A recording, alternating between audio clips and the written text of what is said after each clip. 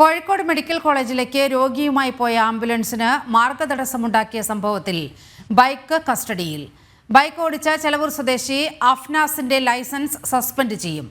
ഇന്ന് വൈകുന്നേരം RTO ഓഫീസിൽ ഹാജരാകാനും നിർദ്ദേശം നൽകി.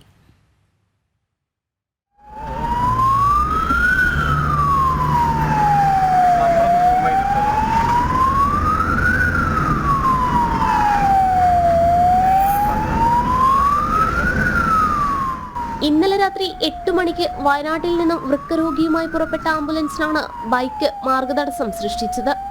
അടിവാരത്തു നിന്നും 9:15 ആംബുലൻസിന് മുന്നിൽ കയറിയ കോഴിക്കോട് RTO രജിസ്ട്രേഷനിലുള്ള KL11 BP 5298 ബൈക്കാണ് കുന്നമംഗലം കാരന്തൂർ വരെ 22 കിലോമീറ്ററോളം മറികടക്കാൻ അനുവദിക്കാതെ ഓടിയത്.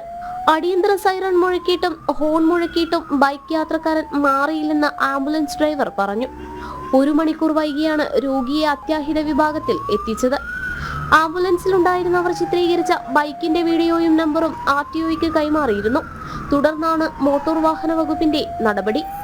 ആംബുലൻസിന് മാർഗതടസ്സം സൃഷ്ടിക്കുക എന്നത് ഗുരുതരമായ തെറ്റാണ്. അതിലുപരി മനുഷ്യത്വരഹിതമായ നടപടിയാണ്. അതുകൊണ്ട് തന്നെ മാതൃകാപരമായ ശിക്ഷ തന്നെ നടപ്പിലാക്കുന്നുണ്ടെന്ന് അധികാരികൾ ഉറപ്പുവരുത്തണം. ജനം, കോഴിക്കോട്.